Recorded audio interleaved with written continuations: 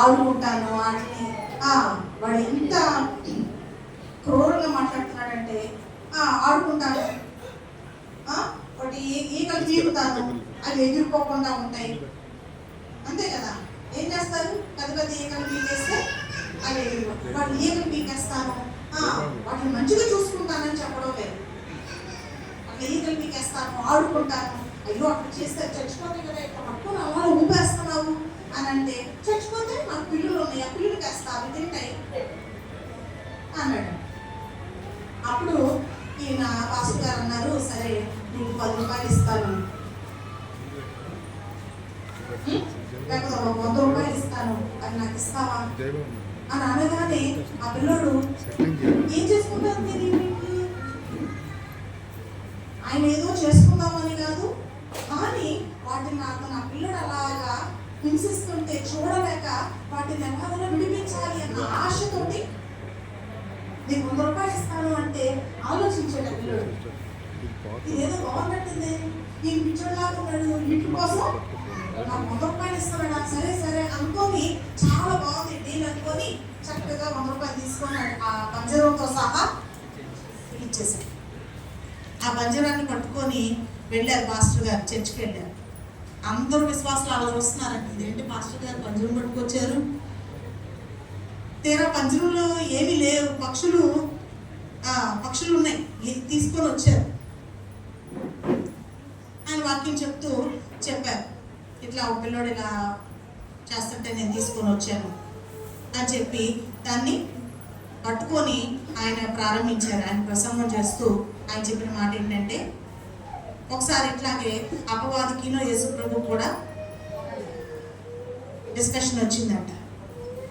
అపవాది వచ్చి అంటున్నాడంట, లోకంలో ఉన్న వాళ్ళందరినీ నేను ట్రాప్ చేసేసాను, వాళ్ళందరినీ పంజరంలో పెట్టేశాను, వాళ్ళందరూ నా ఆధీనంలో ఉన్నారు. అప్పుడు ఒక పంజరంలో ఉన్న పక్షులను చూసినప్పుడు ఆ పాస్టర్ గారు ఎట్లా ఫీల్ అయ్యారో యేసు ప్రభు కూడా అట్లాగే ఫీల్ అయ్యి, అయ్యో ఎట్లాగైనా పిల్లని విడిపించాలి అనుకొని ఏం చేస్తావు నువ్వు? ఈ పాస్టర్ గారు ఎట్లా అడిగారు ఆ పిల్లోడిని, అట్లాగే యేసు ప్రభు కూడా అడిగారంటే, ఏం చేస్తావు నువ్వు వీళ్ళందరినీ? ఏం చేస్తానేంటి? నాకు ఇష్టం వచ్చినట్లు ఆడుకుంటాను, వాళ్ళు పెళ్లిళ్ళు చేసుకునేలాగా చేస్తాను, ఒకరికొకరు ప్రేమించుకునేలాగా చేస్తాను, ఒకరికొకరు విడాకులు ఇచ్చుకునేలాగా చేస్తాను, ఒకరికొకరు పోట్లాడుకునేలాగా చేస్తాను, ఇట్లా ఒకరికొకరు చెప్పుకునేలాగా చేస్తాను, ఇట్లా చేస్తాను, అట్లా చేస్తాను. వాళ్ళు అన్నీ అలా చేస్తున్నప్పుడు చూసి నేను ఆనందిస్తాను. అయ్యో వాళ్ళందరూ అట్లా అయిపోయి నశించిపోతారు కదా, చనిపోతారు, వాళ్ళు చనిపోతే అట్లాగా నరకులో పడేస్తాను అన్నట్లుగా అపవాది మాట్లాడుతూ ఉన్నాడంట. అప్పుడు ఈ పాస్టర్ గారు ఎట్లా జాలి పడ్డారో ఆ పక్షుని విడిపించడానికి కోసం, నీకేం కావాలో చెప్పు, ఆయన నాకు ఇస్తావా, నీకేం కావాలో చెప్పు అని అడిగినట్లుగా అపవాదిని కూడా అడిగితే అపవాది అన్నాడంట, నవ్వి ఏం చేసుకుంటావయ్యా నువ్వు? వీళ్ళందరూ నిన్ను దూషిస్తారు, నిన్ను హింసిస్తారు, నిన్ను కొడతారు, నిన్ను సిలువ వేస్తారు, నిన్ను నీ మీద ఉమ్మి వేస్తారు, నిన్ను ద్వేషిస్తారు అని చెప్పి చెప్తున్నాడంట అపవాది. అయినా సరే ప్రభు ఏమన్నారంటే, నాకు కావాలి, నీకేం కావాలో చెప్పు అంటే, నీ రక్తం అంతా, నీ చెమటంతా నాకు కావాలి అంటే, ఒక రకంగా నీ ప్రాణం నాకు సరే, నా ప్రాణాన్ని నేను అర్పిస్తాను, కానీ ఈ ప్రజలందరికీ ఏం కావాలి? విడుదల కావాలి, రక్షణ కావాలి. ఆ పక్షులు అల్లాడిపోతుంటే ఒక మనిషిగా ఆయన చూడలేకపోయాడు. అప్పుడు అలాగ చెప్తూ, ఎలాగ యేసు ప్రభు మన కొరకు ఈ లోకానికి వచ్చి ఆయన సిలువలో తన ప్రాణాన్ని పెట్టి మనందరి చేత దూషించబడి, హింసించబడి, కొట్టబడి, అయినా సరే మనల్ని విడిపించడం కొరకు ఆయన ఎలాగ ప్రాణం పెట్టారో అదంతా వివరిస్తూ ఆ పంజరాన్ని ఓపెన్ చేశాడంట. ఆ పక్షులు ఎగిరిపోయాయి. ఇక వాటికి భయం ఉందా? ఇప్పుడు వరకు భయము భయము భయము.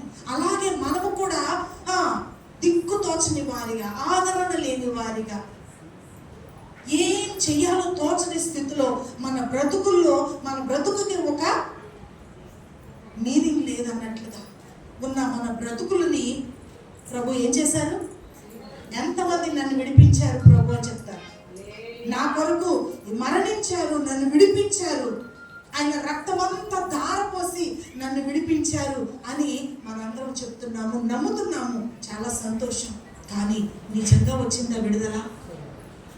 నిజంగా వచ్చిందా విడుదల? బంధకాల్లో నుంచి ఆ పంజరంలో నుంచి పక్షుల్ని బయటికి తీసేసిన తర్వాత కూడా ఆ పక్షులు ఏమి భయపడుతున్నాయా? ఇంతకు ముందు పంజరంలో ఉన్నప్పుడు వాడు ఎలా పట్టుకొని ఇలా అంటున్నప్పుడు అవి ఎలా ఉన్నాయో అలా ఉన్నాయా? కానీ ఈనాటి క్రైస్తవులమైన మనము విడిపించబడ్డామని అనుకుంటున్నాము, కానీ ఇంకా భయములోనే, ఇంకా గందరగోళంలోనే, ఇంకా సమస్యల్లోనే. విడుదల మనకు అది దేవుడు మనల్ని విడిపించడానికి ఆ డోర్ ఓపెన్ చేసేసిన, ఆ పంజరంలో తలుపు తీసేసిన, ఆ పక్షులు బయటికి రాకపోతే ప్రయోజనం లేదు. అలా ఉన్నది క్రైస్తవుల యొక్క జీవితం. బయటికి రావలేకపోతున్నారు. ఎలా రావాలో తెలియడం లేదు కొంతమందికి. ఇంకా ఆ పంజరంలోనే తలుపు తీసుందన్న విషయాన్ని కూడా.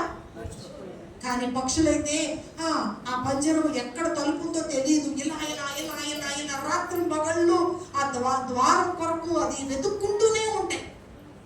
అలా మనం వెతుకుతున్నామా?